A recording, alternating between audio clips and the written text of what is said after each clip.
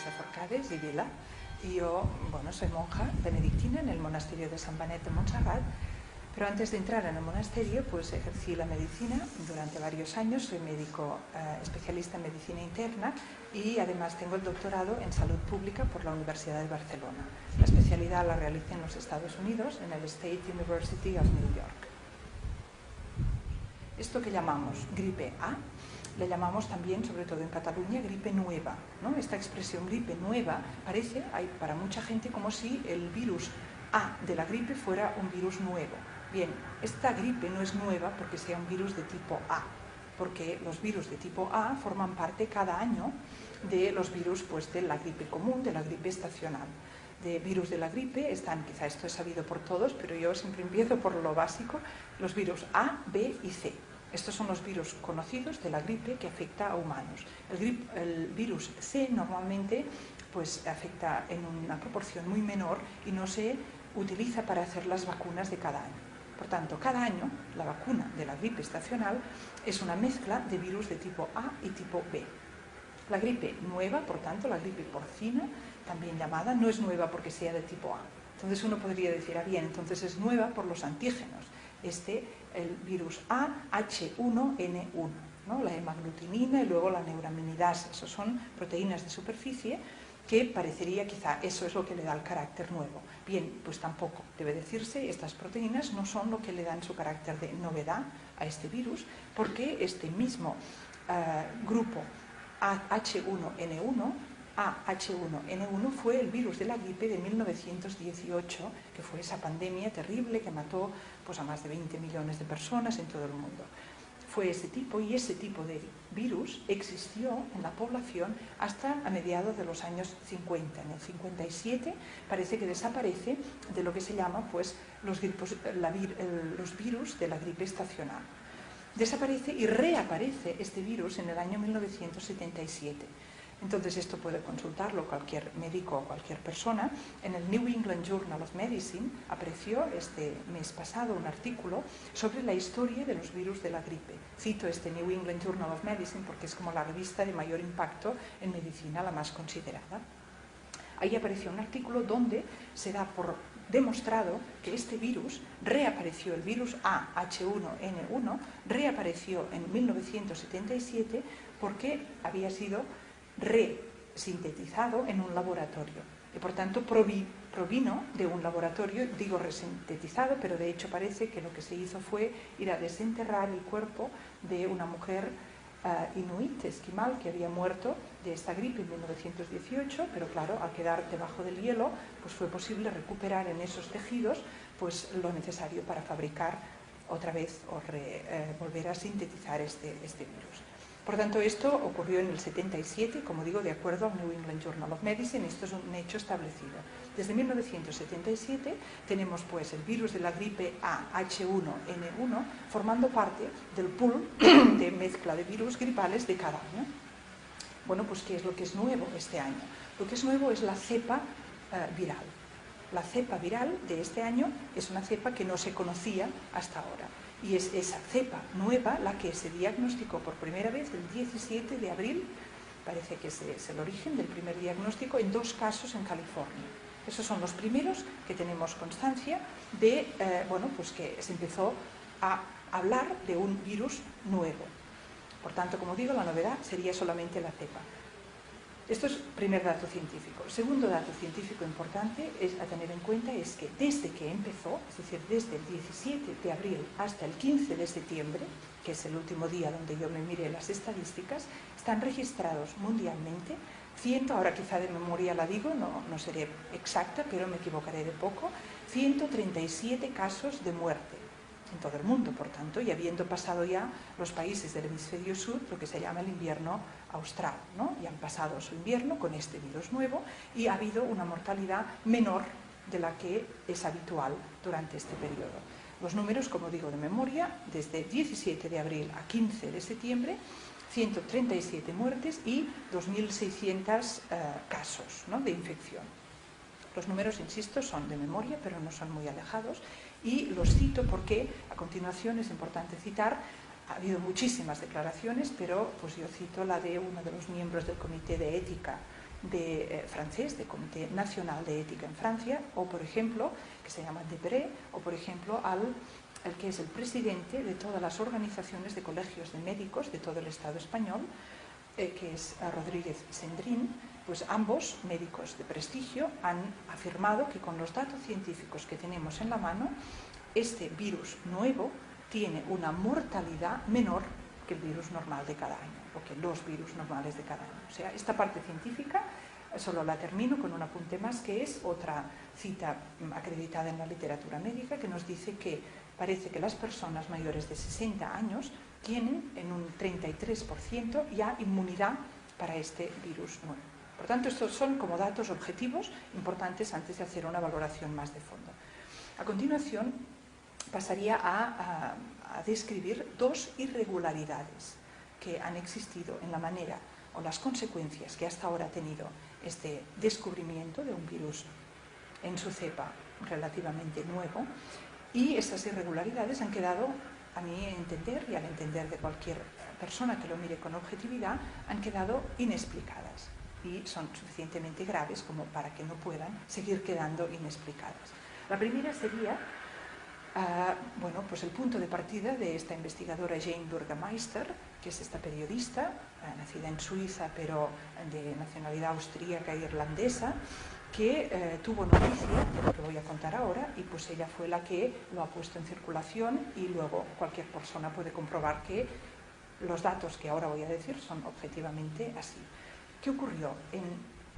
A finales de enero del año 2009, de este año, por tanto antes de que esta gripe fuera la nueva gripe descubierta, la empresa Baxter, farmacéutica Baxter, empresa norteamericana con una filial muy importante en Austria, envió esta filial de la casa Baxter, radicada o situada en Austria, distribuyó a 4 países europeos, la misma Austria, a los limítrofes, ¿no? La República Checa, Eslovenia y a Alemania, a 16 laboratorios distintos, les hizo llegar material para vacunación para la gripe, que era material para la vacuna que aún en febrero y marzo debían administrarse a sus poblaciones de estos países para la vacuna pues, del virus estacional de la gripe. Este material eran 72 kilos. Bueno, no he calculado cuántas dosis son, pero eso significa miles y miles de dosis, esta cantidad. Esto fue distribuido. Y ahora viene el punto de estas casualidades que ocurren en la vida y que son capaces pues, de sacar a la luz planes o situaciones que de otra manera pues, quizá no hubieran salido nunca. Ocurrió en la República Checa que de la empresa Biotest había un laboratorio que fue uno de los receptores de este material. Uno de sus técnicos, de forma parece pues, autónoma, como algo que le era posible hacer, pero que nadie esperaba que realizara, realizó una prueba extra de seguridad con este material de vacunación que les había llegado, antes de distribuirlo. Por tanto, antes de que nadie hubiera distribuido esta vacuna, este técnico de laboratorio lo que hizo fue inocular esta vacuna a unos animales que son, en castellano llamamos comadrejas o hurones, unos pequeños mamíferos que se utilizan desde 1918 precisamente para hacer pruebas con las vacunas de la gripe. Inoculó a estas comadrejas y murieron todas.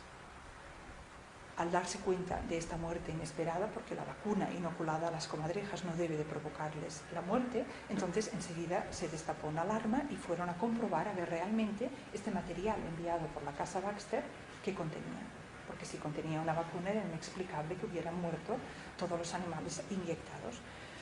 Bien, esta comprobación lo que dio es que en este material enviado por la casa Baxter a estos 16 laboratorios, lo que coexistían eran 2 virus vivos.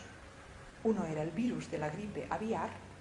El virus de la gripe aviar es el virus que apareció en 2005 y que fue causante de una gran mortalidad, pero que infectó a muy pocas personas. En todo el mundo murieron, también cito de memoria, pero alrededor de 250 personas de este virus.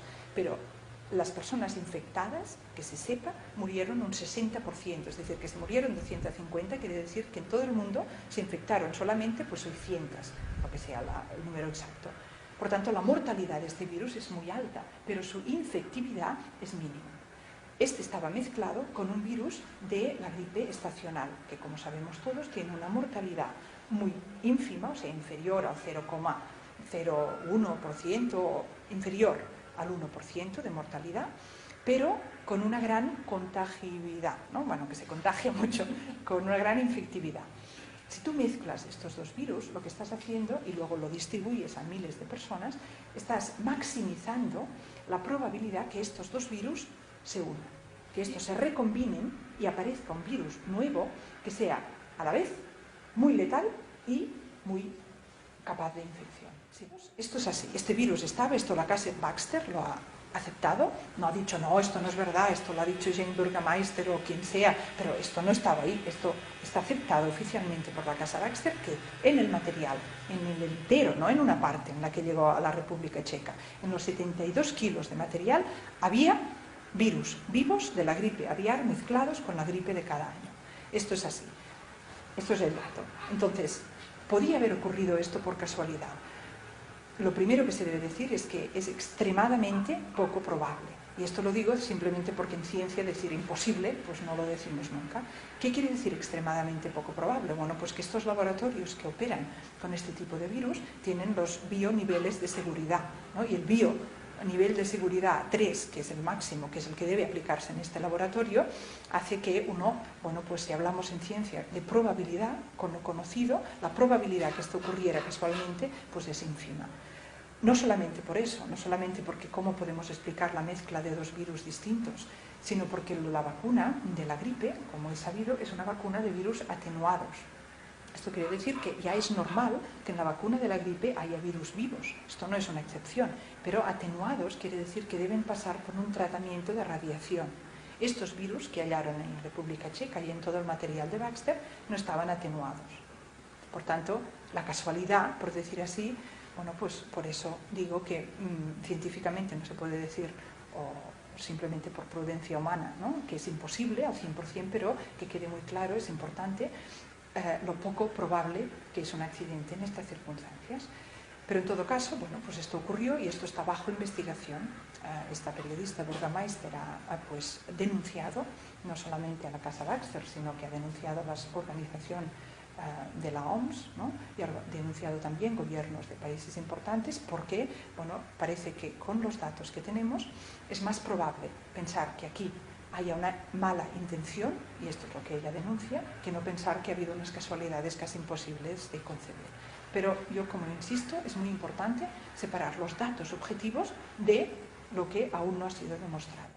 Porque yo creo que lo bueno de este vídeo o de esta información que estamos haciendo es que llegue a cuanta más gente mejor, y que llegue a personas que sobre planes de que haya una élite en el mundo que quiera que desaparezca parte de la población, o incluso mucha población, de que todo esto diga, pero ¿esto de dónde viene? Esto es ciencia ficción, esto no lo he oído nunca. Entonces, yo sé que hay personas que esto lo están estudiando desde hace tiempo, pero yo desearía que mi mensaje llegara a alguien que dice, oiga, mire, yo de todo esto no sé nada, pero yo acabo de oír que aquí hubo un laboratorio que envió una vacuna contaminada y que resulta, esto no lo habíamos dicho, pero es así, que es uno de los laboratorios que está responsable para hacer vacunas de la gripe este año. Bueno, pues esto de momento ya me justifica a mí para decir, yo una vacuna de esta casa, hasta que no se aclare por qué le pasó esto de la contaminación, yo no la deseo para mí, para mis hijos, ni para nadie que yo pueda tener influencia. No sé si me he explicado en este punto,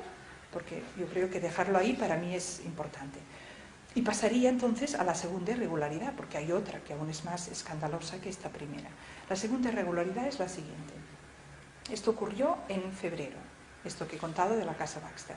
También he dicho que el 17 de abril fue el primer diagnóstico de casos de la gripe nueva. Pues bien, el día 29 de abril, o sea, 12 días después de que se descubrieran estos dos primeros casos, ocurrió que, bueno, Margaret Chan, que es la directora general de la OMS, de la Organización Mundial de la Salud, que depende de la ONU, apareció públicamente y lo que dijo fue que había un estado de alarma, de alerta mundial de nivel 5 para la prevención o de una pandemia. ¿Qué quiere decir esto? Esto quiere decir que el nivel 5 es el nivel ya más superior y después del 5 solamente está el 6 y el nivel 6 quiere decir que ya está la pandemia, ¿no? Nivel 5, lo que significa una pandemia, bueno, pues ¿cómo pudo podemos preguntarnos, la doctora Chan y toda la Organización Mundial de la Salud, cómo pudieron declarar una pandemia, porque bueno, esto no lo he dicho, pero en el 29 de abril dicen nivel 5 y un mes y medio más tarde, solamente un mes y medio más tarde de la aparición de los primeros casos, que fue 17 de abril y ahora hablo 11 de junio, el 11 de junio Margaret Chan dice nivel 6. Tenemos una pandemia mundial por el virus de la gripe AH1N1. Ya está declarada esta pandemia mundial desde el 11 de junio. ¿Cómo pudo haber declarado una pandemia mundial la OMS teniendo en cuenta que este virus tiene una infectividad o una mortalidad inferior al virus de cada año? Entonces, ¿cómo es que no hay una pandemia cada año? Si es peor el virus de cada año que este virus nuevo. ¿Cómo no declaramos una pandemia cada año?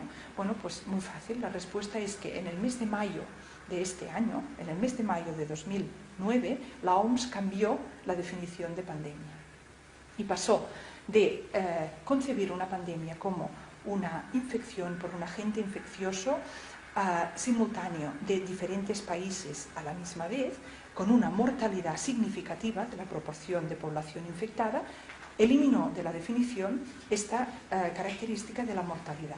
Y por tanto se quedó con que una pandemia sería una infección simultánea de diversos países con un agente infeccioso que tuviera alguna característica de novedad y que por tanto no se pudiera saber seguro a ver qué tipo de inmunidad tendría la población.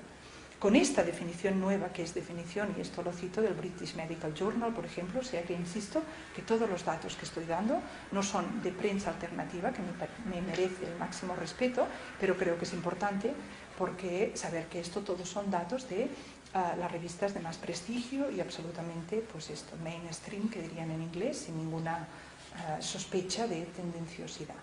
Pues bien, esta definición cambiada fue del mayo de este año.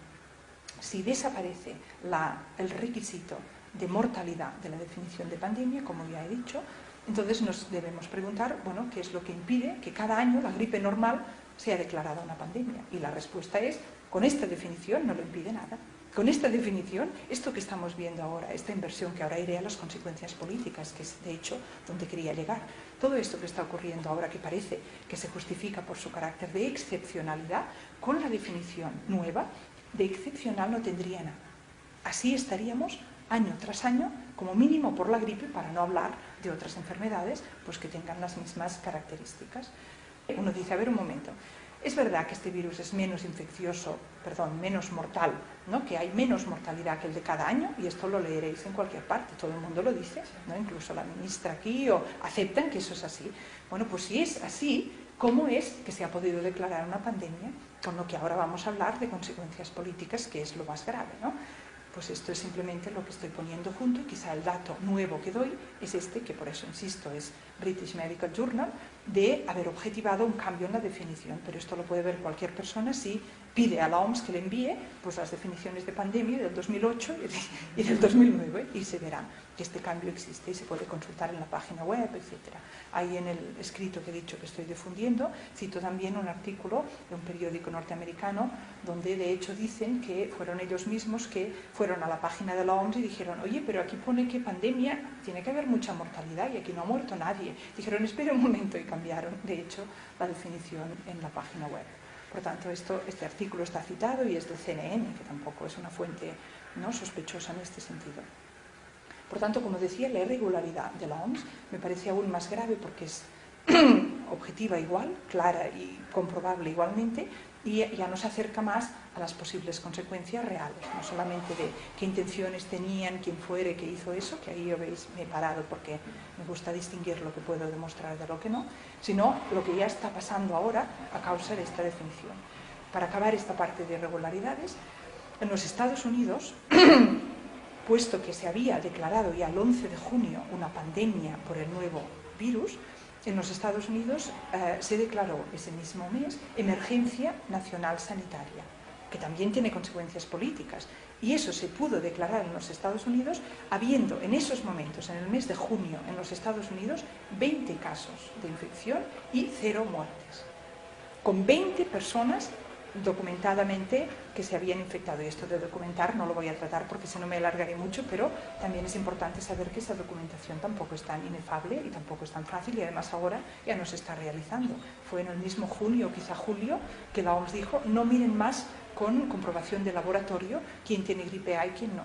Y en Inglaterra, por ejemplo, esto lo hacen con una consulta telefónica, que la persona pues reporta que tiene los síntomas de gripe, entonces apuntan gripe A. Eso es así ahora, por tanto la cuenta que dice 12.000, 13.000 o lo que estén diciendo ahora de números, es muy importante saber cómo se realiza, porque otra vez con datos objetivos que se pueden consultar en la página web oficial, la OMS, creo, esto lo cito también de memoria, pero creo que es en julio, que dijo: esto ya no tiene sentido mirar todos los casos con laboratorio. Por tanto, estamos asumiendo que los casos de gripe son casos, y haciendo en algunos países aún, en muchos ya ni eso, en algunos países prospecciones de, bueno, pues si sacamos 100 y hay 50 que eran de estos, asumimos que el resto es así, pero eso es una prospección o una generalización sin número suficiente en los que yo he visto en los estudios. Hasta ahí lo de las irregularidades. Ahora pasaría al tercer apartado, que es el de las consecuencias políticas. Consecuencias políticas de una declaración de pandemia. Bueno, pues es así de simple. La OMS es una organización internacional que lo que realiza normalmente son recomendaciones, ¿no? Uno dice las recomendaciones de la OMS y luego esto da por supuesto que cada país es soberano para aplicarlas o no según su criterio, sus circunstancias y, bueno, pues sus propios estudios internos. Esto en el 2005 cambió y permitió una excepción precisamente para el caso de pandemia. Es decir, en un caso de pandemia la OMS no hace recomendaciones, da órdenes. Eso quiere decir que los países, esto también, como todo, comprobable y objetivo, los países en un caso de pandemia, una pandemia es algo muy serio, una pandemia es como, bueno, pues en la definición antigua es una amenaza gravísima a la salud de toda la población y justifica esta emergencia médica en la definición antigua, no con la que tenemos ahora. Por tanto, con la que tenemos ahora, bueno, el título se ha mantenido igual, pandemia global, aunque el contenido nos ha variado totalmente, porque no existe la mortalidad significativa. Pero las consecuencias políticas se mantienen por el título. Ahí las leyes dicen: cuando haya una pandemia, o los reglamentos internos o las regulaciones de la OMS en sus tratados y acuerdos con los países miembros. Por tanto, desde 2005 la OMS, en el caso de una pandemia global, no recomienda, sino que ordena a los países miembros las medidas a tomar. Por eso es que vamos huyendo a los de nuestro ámbito, en Cataluña y en el Estado español en general. Estamos esperando las recomendaciones. Quizás se dice así, pero es que no solamente las están esperando porque les parece correcto hacerlo, es que eso es lo que deberán acatar, no como recomendación, sino como orden en el momento en que llegue. Bueno, ¿y qué es esto tan terrible que podría llegar? Pues la vacunación obligatoria. Este es el punto para mí más importante. Es también muy importante pasar esta información para que, aunque la vacuna sea libre o voluntaria, haya un mayor, cuanto mejor o cuanto más grande el número de personas que conozcan las circunstancias de esta vacuna o de todo lo que estamos contando, mejor, para que cada uno decida con conocimiento de causa. Pero ahora el punto que vamos a tratar es un poco distinto, puesto que es la posibilidad real de que esta vacuna se proclame o se distribuya o se anuncie como vacuna de obligatoriedad. Y cómo puede ser que a mí me obliguen a tener una vacuna o a aceptar una vacuna que yo no deseo.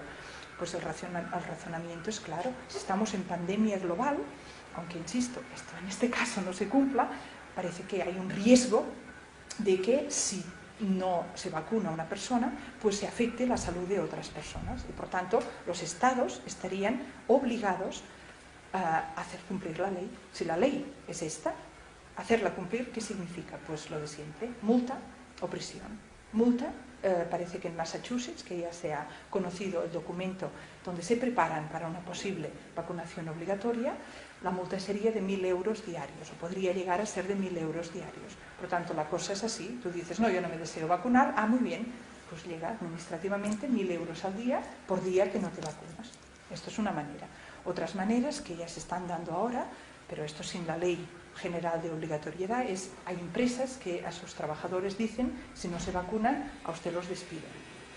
Ahora ya están abiertos casos en diferentes países, Estados Unidos, Inglaterra, en Francia, porque hay personas que esta disyuntiva ya se la han ofrecido y que ya han intentado pues oponerse, y en algunos casos en empresas privadas donde no hay convenios laborales, en Estados Unidos por ejemplo, pues esto ya ha llegado a poner a gente en la calle por negarse a aceptar esta vacuna. Y diréis, pero si aún no está esta vacuna. No está aún, pero la que ya se distribuye, porque aquí en el monasterio ya la tenemos, y ya existe, es la de la gripe estacional. Esta la han dado antes, porque la OMS ha recomendado que se dé la de la gripe estacional y luego, en la mayor parte de los casos, en 2 dosis, la de la nueva gripe. Y ahora voy a hablar de esto, ¿no? Por tanto, ¿qué puede pasar a una persona que se niega a tener esta vacuna? Si la vacuna no es obligatoria, y de momento no lo es en ningún país, no le puede pasar nada. Pues dice que no, y firma si es necesario un documento, y para sus hijos igual, y no la tiene, y ningún problema. Si la vacuna fuera obligatoria, como he dicho, multa o prisión, porque esto es lo que se debe hacer en un Estado si hay una ley y se debe hacer cumplir, si no esto sería pues de risa, ¿no? Vamos a ver, delante de esto, delante de una multa de 1.000 euros al día o delante de la posibilidad de prisión, uno dice, bueno, pues no exageremos tanto, yo cada año me he puesto la vacuna, o yo no, pero mi padre sí, o yo conozco gente que se la pone, pues nos la ponemos este año y pues no pasa nada, mira, un desastre, harán dinero como siempre, como pasó con lo del papiloma, pero ¿qué quieres que te diga? Yo no voy a pagar 1.000 euros al día o no me voy a arriesgar a ir a la prisión. Delante de esta posible respuesta es importante conocer 3 factores que hacen que el virus, la vacuna de la gripe A, de la gripe de este año, sea distinta que la vacuna de cada año. Es decir, que este argumento de decir, bueno, es la vacuna como la de cada año, lo único que este año es para el virus A. Pues bueno, pues nos la ponemos y mira, ya nos han fastidiado una vez más, los políticos o quien sea, pero pues no va a ser la última, ¿no? Pues venga. 3 novedades que tiene esta vacuna respecto a la vacuna de cada año. ¿Por qué esta vacuna no va a ser igual que la de cada año? La primera novedad es, ya la he dicho, porque la OMS recomienda, o la mayoría de farmacéuticas que están fabricando esta vacuna, recomiendan que sea administrada con 2 dosis. Esto es una novedad. Yo creo que nadie ha oído nunca que la vacuna de la gripe venga con 2 dosis. Normalmente se pone y ya está. El año siguiente pues ya te la vuelves a poner, pero no se pone con 2 dosis.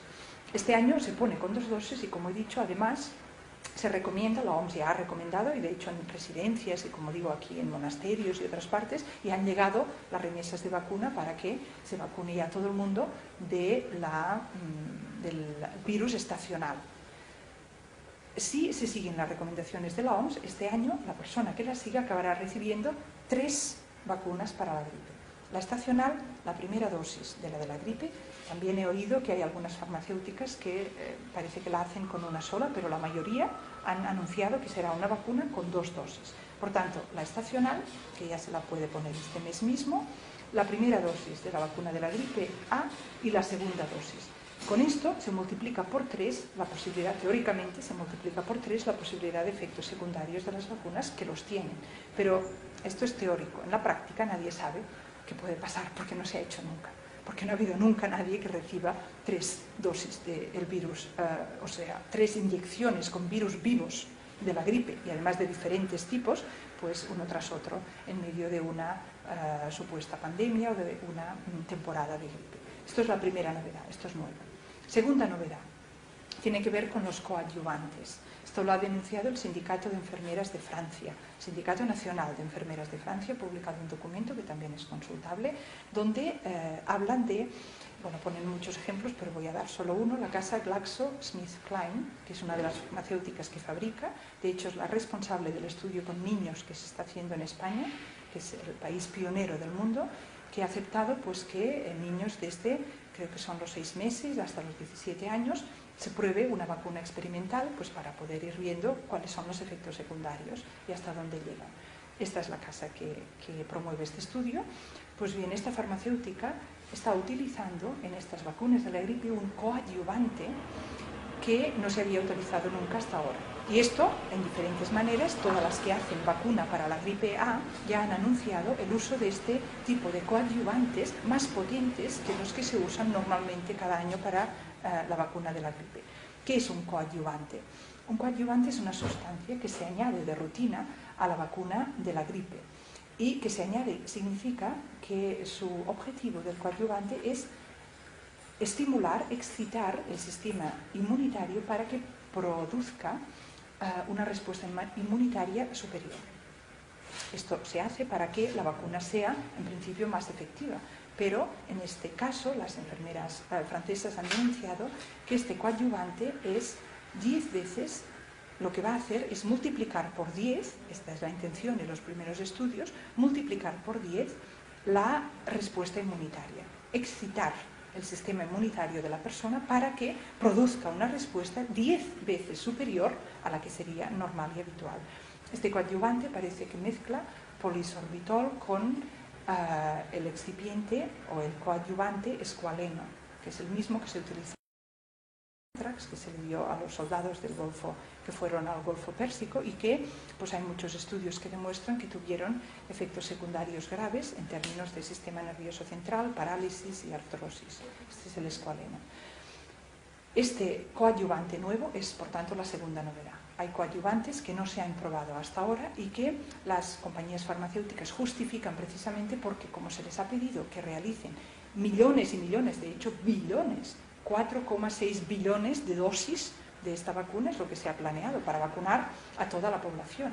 Y los países ricos y estas casas farmacéuticas ya han anunciado que están donando millones de dosis a países del tercer mundo que no podrían comprarlas, por ejemplo. O sea que el plan es vacunar toda la población mundial.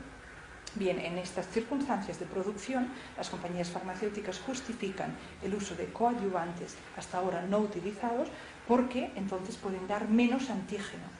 Pueden estalviar en catalán, pueden ahorrar antígeno y en cada dosis que se inyecte de vacuna menos antígeno y más coadyuvante, es decir, menos excitación natural del sistema inmunitario y más excitación artificial para poder compensar la falta de antígeno para hacer las vacunas. Esto es como la justificación oficial. Pero el caso es que es la segunda novedad, el coadyuvante no es el de todos los años. Y por tanto nadie sabe hasta qué punto esta excitación artificial del sistema inmunitario va a provocar enfermedades autoinmunitarias. De hecho hay una que es la parálisis ascendente de Guillain-Barré. Esta es conocida, asociada a la administración, por ejemplo, en 1976 de las vacunas de la gripe. Hubo, en este caso solo afectó a Estados Unidos, pero una campaña similar a la que ahora estamos viendo también a través de los medios de comunicación y del estamento político. Y en esta campaña lo que ocurrió es que acabaron vacunando a 48 millones de estadounidenses. Y de estos 48 millones, pues hubo también los números, no los tengo ahora delante, pero como 3.000, por ejemplo, denuncias por parálisis de Guillain-Barré. De manera que esto está aceptado como una consecuencia. De hecho, el CDC, que son los Centers for Disease Control de los Estados Unidos, ya han anunciado que inevitablemente van a haber casos de parálisis vacunando a toda la población, pero que igualmente se debe seguir adelante con la vacuna. Cuando, insisto, debemos siempre mantener en la mente que este virus de la gripe es más benigno que el virus habitual. Por tanto, cuando ponemos en la balanza, y esto es lo que hacen las enfermeras francesas en su documento, la posibilidad de pasar pues, unos días con gripe en casa, como cada año, de hecho, menos que cada año, o la posibilidad de tener una parálisis ascendente, que en algunos casos se recupera, pero en muchos casos no, y puede incluso conducir a la muerte. Entonces, bueno, pues esto como mínimo, esta información debe llegar a todo el mundo para que cada uno tome su responsabilidad. Y hay la última ya, la tercera novedad respecto a la vacuna habitual de cada año. La tercera novedad es que las compañías farmacéuticas, precisamente porque se les ha pedido, supuestamente este es el lenguaje, se les ha pedido que realicen este esfuerzo extraordinario de hacer tal cantidad de dosis en un tiempo récord, entonces están forzando acuerdos, y con los Estados Unidos esto ya es oficial que se ha firmado este acuerdo, acuerdos para que queden exentos de toda responsabilidad legal en caso que esta vacuna tenga efectos secundarios negativos o incluso provoque la muerte. En Estados Unidos, la secretaria de Salud, Sebelius, ya firmó un documento donde quedan con impunidad, o sea, inmunidad política.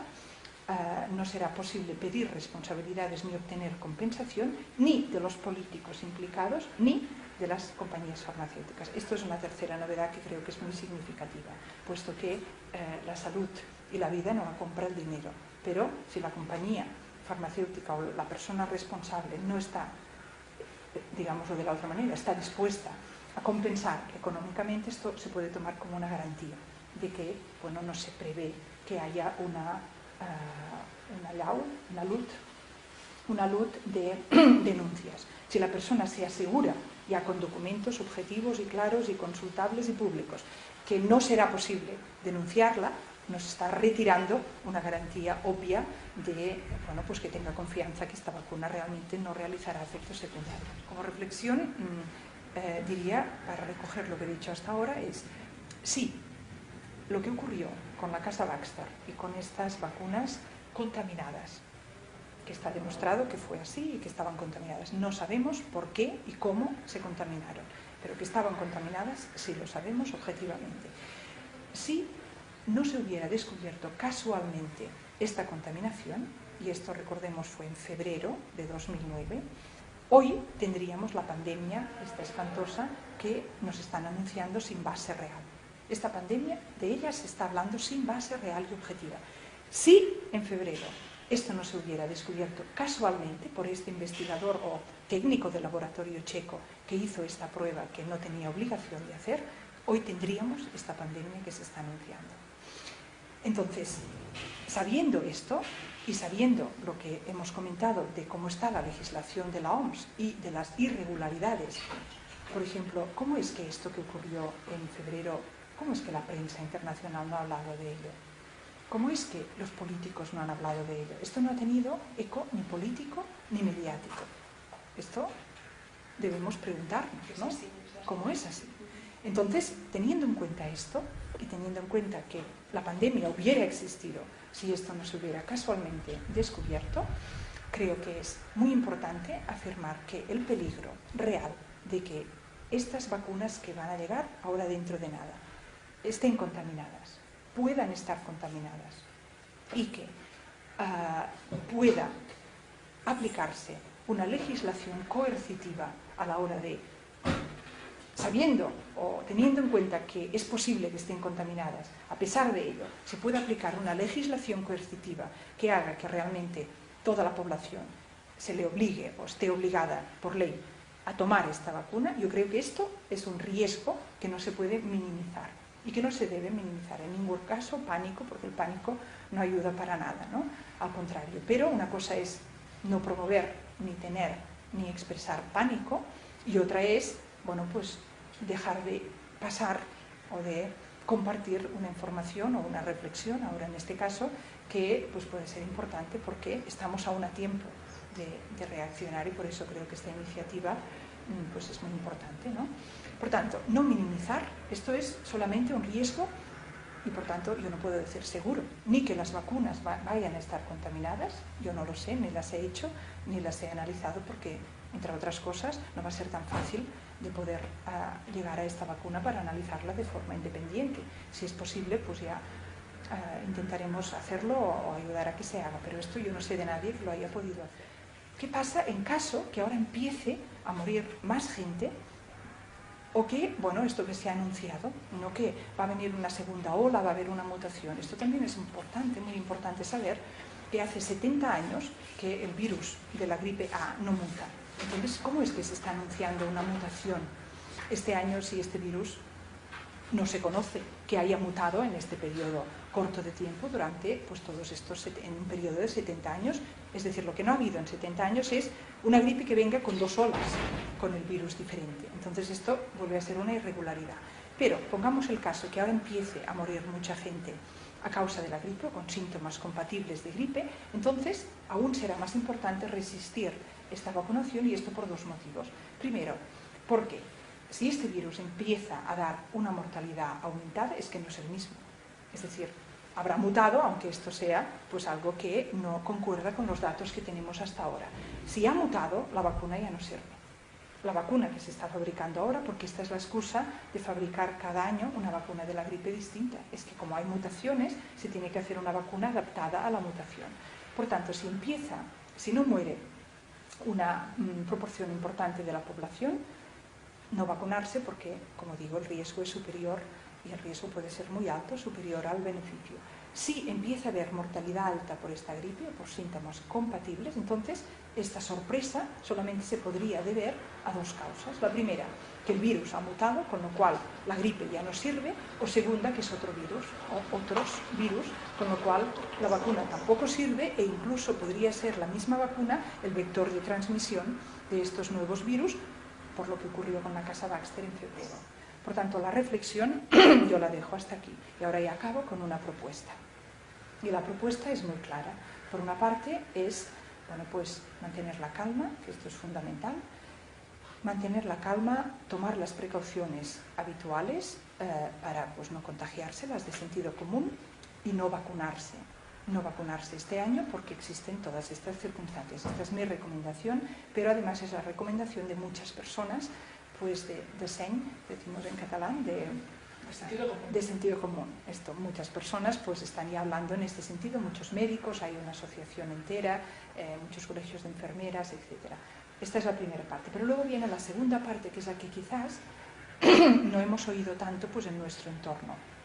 Y es, bueno, pues que yo desde ahora esta plataforma, como he dicho, desde la escrita, y ahora os diré dónde creo que voy a colgar, ¿lo puedo decir ahora? Sí.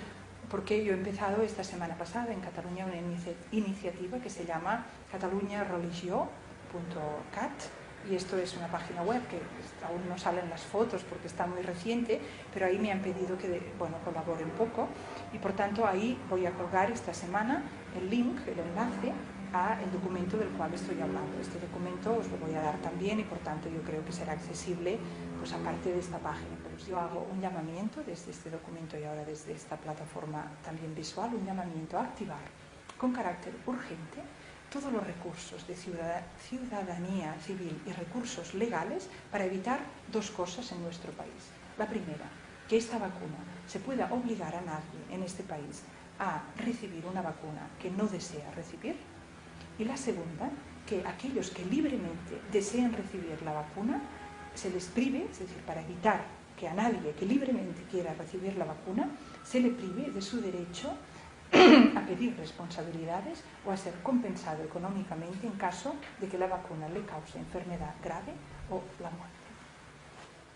Primero quizá una nota personal que sería, bueno, pues que esta parte de expertos, ¿no? Cada vez más el mundo parece que se mueve alrededor de expertos y que una persona pues que no sea médico, que no sea pues esto, doctora en salud pública o que no tenga unas credenciales o se considere a sí misma pues con la información suficiente para evaluar críticamente esa masa de información que nos llega de todas partes, pues parece que sea difícil, ¿no? A no ser que sea un periodismo de investigación o personas que ya están desde hace años pues capacitándose para hacer esto. ¿Qué ocurre con las personas que pues, realmente son profesionales de la salud? Bueno, pues que tienen, a diferencia de mi caso, que en este sentido es distinto, pues les depende su trabajo de un poco pues, ir de acuerdo con lo que la profesión en conjunto pues esté diciendo, no separarse mucho, cuesta mucho. Yo si estuviera ejerciendo medicina en el hospital, como he estado unos cuantos años, no sé si estaría aquí ahora hablando. Yo sé que los conocimientos y la formación la tengo, pero que mi trabajo, mi vida de cada día y mi entorno no depende pues de esto de que la comunidad médica mía de Barcelona o de mi país pues me consideren esto que lo que digo es correcto, que no es correcto. Es decir, no tengo que tener este miedo directo, y esto lo digo solamente para pues, indicar que puede ser un factor que haga que pues, haya profesionales de la salud que estén pensando lo mismo que yo he dicho o que se estén haciendo estas preguntas, pero que digan, bueno, pero hasta que no tenga el 100% de seguridad, yo no me arriesgo a lanzar estas preguntas, aunque, dicho esto, también debo decir que hay muchos profesionales de la salud en nuestro país que no todo lo que yo he dicho, por ejemplo, el aspecto político quizá no lo han tocado tanto, pero que los datos científicos los manejan a la perfección y los han hecho públicos, incluso con más datos de los que yo he dado, ¿no? Y en este sentido esto es muy importante saber que no es excepcional en este sentido, ¿no? Entonces, lo del miedo sí que me gustaría hacer un apunte porque, bueno, a la gripe A, conocida hasta ahora, no se le tiene que tener en absoluto ningún miedo, porque, ya lo he repetido muchas veces, pero lo digo una más, datos objetivos, tiene una mortalidad menor que la gripe de cada año. Y esto me lo he dejado de los datos, pero la mortalidad de la gripe de cada año en Europa, los años buenos, porque la gripe no es la misma cada año, ¿no? Hay años que es muy severa o más severa y hay años que es más benigna. Pues bien, los datos oficiales del Centro de Enfermedades, bueno, el centro regulador o el centro que recoge estos datos a nivel europeo, que sería el CDC, es el de Estados Unidos, pues el de Europa se llama de Europe, ECDC. Pues este centro, sus datos son, en los años buenos de gripe, hay 40.000 personas que mueren por complicaciones asociadas o derivadas directamente de la gripe. 40.000 en una temporada de gripe. Esto en los años buenos.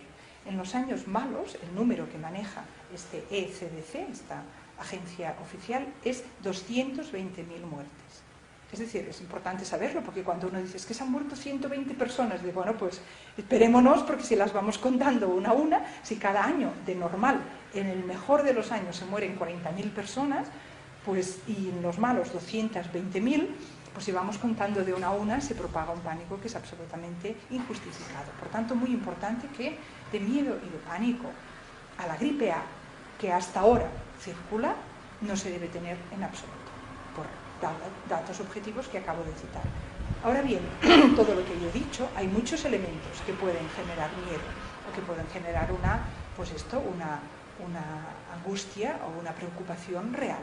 Y yo creo que esta angustia y preocupación real es bueno tenerla, no es bueno dejar que invalide la acción política, porque de eso se trataría. Ahora estamos a tiempo, ahora nadie ha proclamado que estemos en una emergencia nacional, ni lo puede hacer con los datos que tenemos, eso sería imposible. Ahora tenemos la ventana de oportunidad para poder actuar políticamente, para poder en nuestro país asegurarnos de las dos cosas que he dicho antes, que nadie pueda ser obligado a recibir una vacuna que no desea, y que quien libremente la desee y la reciba no sea privado de su derecho a demandar responsabilidades políticas y a recibir compensación económica. Esto. Y quizá, ya para apuntar, si queréis que diga algo a esto que también corre, ¿no? Y que yo no lo he querido, ¿no?, tratar directamente, pero bueno, pues esta hipótesis que parece que subyazca, ¿no?, de que haya como un complot, pero entonces, ¿qué es esto?, ¿no?, como para hacer realmente, porque la OMS ha hecho todo esto, ¿no? Estas preguntas yo no las respondo porque yo no las puedo responder, pero quizás solo daré un apunte, que es decir, mira, desde que conocemos la historia de la humanidad, ha habido grupos que quieren dominar al mundo. Esto no es una novedad, esto no podemos venir en el siglo XXI y decir, ¡ah!, hay un grupo que quiere dominar el mundo. Bueno, oiga, pues esto, apúntese otra novedad para decirla, porque esto es más viejo que la napeu, que decimos en catalán, ¿no? Desde los romanos, y si vamos más atrás, los incas y todos los imperios conocidos, con buena intención, es decir, es la intención de decir, el mundo es una cosa caótica y que no se controla bien, vamos a controlarlo nosotros, quien sea nosotros, para ayudar a la humanidad, no para hacer realmente un mundo pues que las cosas al menos estén controladitas y la gente no pueda salir un Hitler por aquí y otra cosa por allá. Y se oye desde hace mucho tiempo que hay un exceso de población.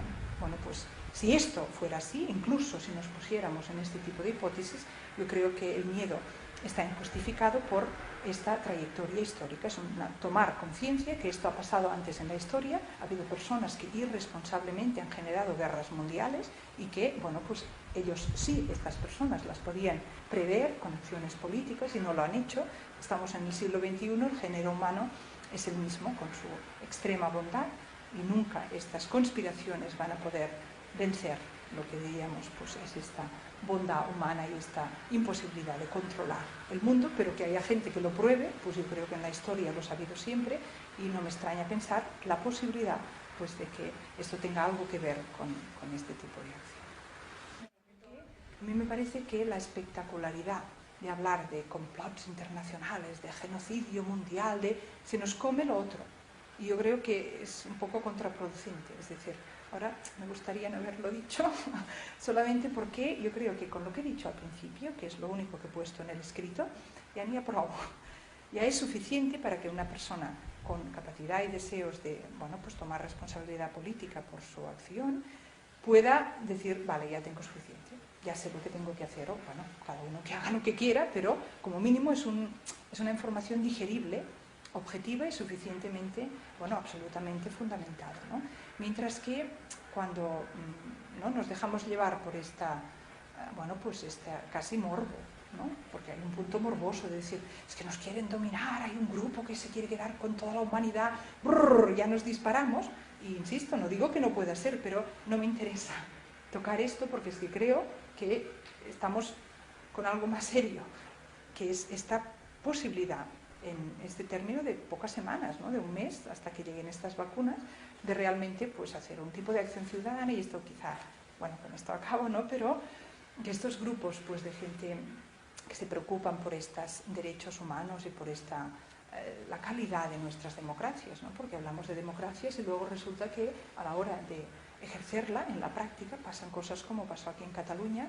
Bueno, pues este año recién, bueno, hace un año que hubo una iniciativa legislativa popular porque Cataluña es, bueno, España es el país de la Unión Europea donde hay más proporción de cultivo transgénico y está localizado el 80%, y yo cuando cito de memoria me sabe mal porque quizá no es exacto, pero no me alejo mucho, situado en Cataluña. Por tanto, desde la paisía catalana hubo esta iniciativa de promover una iniciativa legislativa popular para, bueno, pues que se debata en el Parlamento si esto debe ser así. Por ejemplo, los transgénicos en Cataluña no están en toda España, no se indica qué alimentos, o sea, qué productos que en el supermercado se adquieren tienen o no transgénicos, y esto era un proyecto, ¿no?, que se proponía.